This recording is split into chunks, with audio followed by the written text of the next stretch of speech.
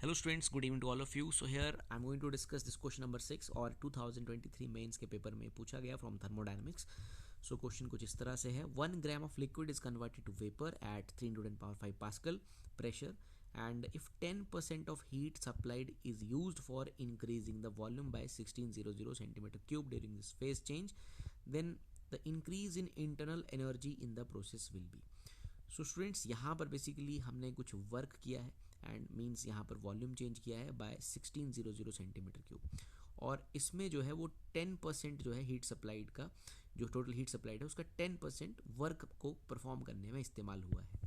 So as we know that कि जो work का एक्सप्रेशन है that is P delta V there, and pressure is 3 into 10 power 5 and delta V it is given 1600 centimetre cube. So हम इसे लिखेंगे 1600 into 10⁻⁻⁶, because हमें centimetre cube से metre cube में भी इसे चेंज करना है.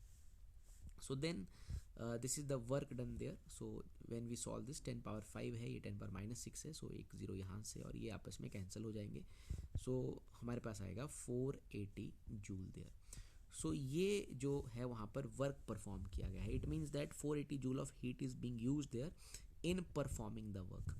एंड प्रॉब्लम में दिया गया है 10% of heat supplied is used for increasing the volume. It means that कि जो हीट यूज़ की गई है इन वर्क, जो हीट यूज़ किया गया है स्टूडेंट्स, वो बेसिकली 480 निकल चुका है और कहा गया है कि ये 10% है.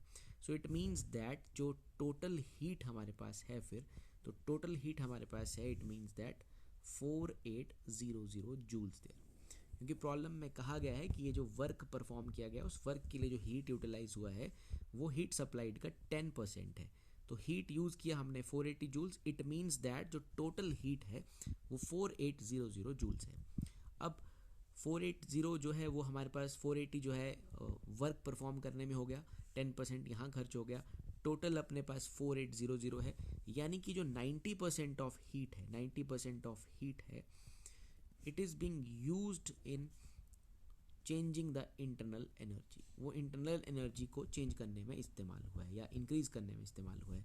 So basically 90% of this is being used in changing the internal energy. So 90% of total is 90/100 of 4800. So when we solve this, so ये हमारे पास आ जाएगा 987272. So it is 27 and 9436. So when you solve that it is like 4320.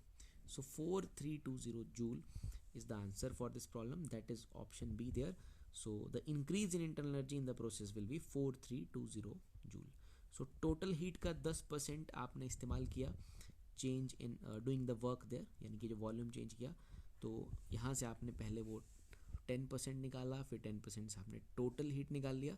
So total का 10 यहाँ जा रहा है, तो 90% जो है, 90% जो है वो चेंज इन इंटरनल एनर्जी करेगा. So that is 4320 joules. So option B is the answer for this problem. Thank you.